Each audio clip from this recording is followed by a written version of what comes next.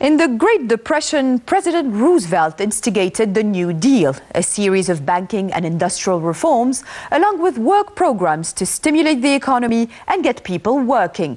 There is a growing sense that a similar initiative may be needed today, but with the emphasis on sustainability.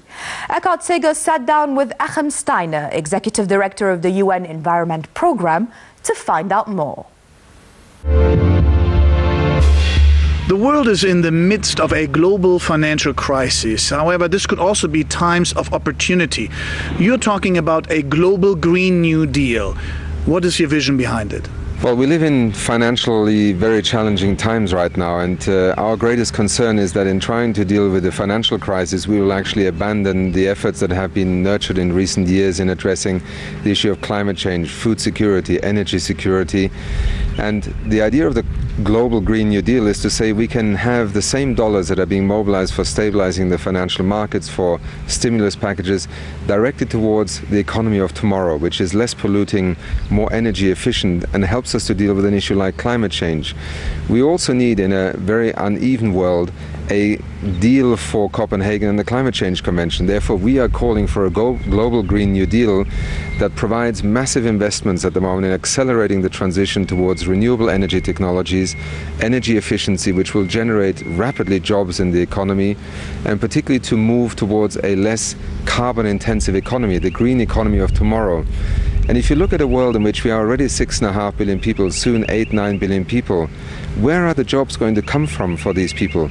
The steel industry, the automotive industry today are essentially old industries that have reached a peak in terms of employment. We need new sectors, and we need a fast, rapid economic stimulus right now. Much of Obama's economic stimulus package revolves around renewables.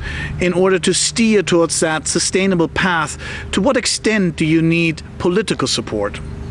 People may not know, but in 2007, UNEP assessed and estimated the total expenditure in renewable energy technology.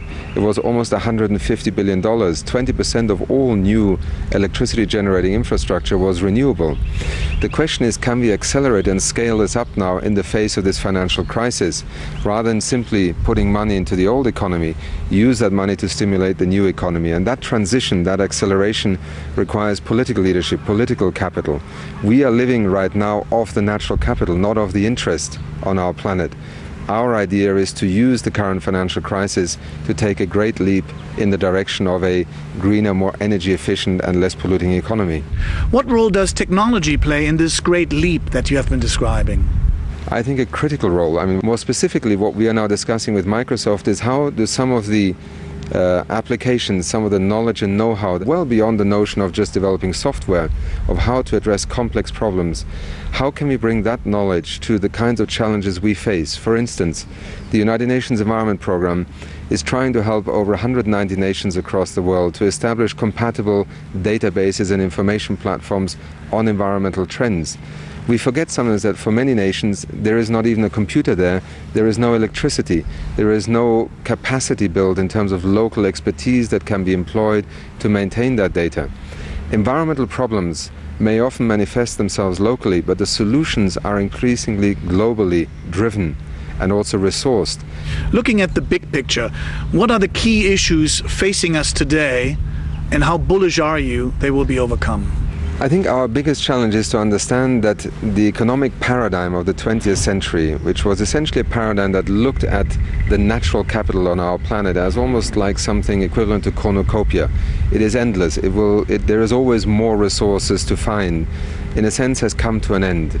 The 21st century challenge is to try and sustain and improve the livelihoods of 8-9 billion people with a lower footprint. So if we talk about a low carbon economy, that is a perfect illustration of what we're after.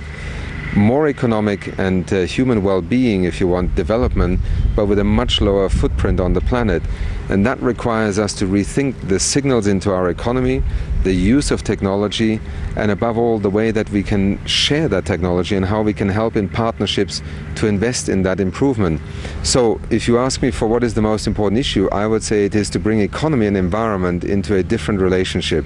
Then we can begin to address the issues of climate change, of loss of biodiversity, of marine pollution in a much more effective and intelligent way, and not in a sense that constrains development, but rather informs a more intelligent development path forward.